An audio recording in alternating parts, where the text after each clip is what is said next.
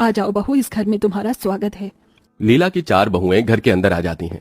ये तुम्हारा कमरा है, तुम्हारा ससुराल एक ही कमरे का है और तुम्हें इस कमरे में ही रहना है। लीला जैसे ही कमरा खोलती है उस कमरे में कुछ भी नहीं होता, पूरा कमरा खाली होता है। ये क्या माँ जी, कमरे में तो कुछ भी नहीं है।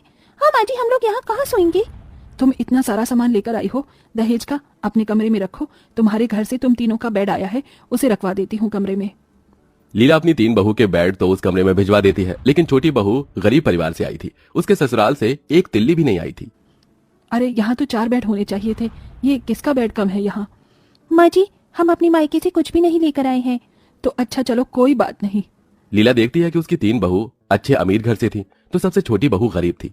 इसी के चलते वो उसे ज्यादा बात भी नहीं करती है। तुम तीनों को अगर कोई भी परेशानी हो तो मुझे बता देना। अब लीला इतना कहकर तो चली जाती है, लेकिन गर्मी इतनी थी कि तीनों अमीर घर की बहू अपने अपने मायके से ससुराल में गर्मी से बचने के लिए कुछ न कुछ साधन लेकर आई थी। किसी के पास पंखा होता है तो किसी के पास टेबल फैन होता है, तो कोई एसी लेकर आई थी।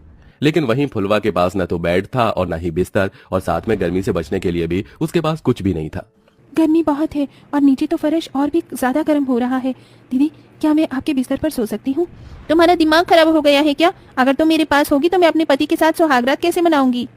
हाँ दीदी, आपने सही कहा। चलो कोई बात नहीं, मैं नीचे ही बिस्तर कर लेती हूँ।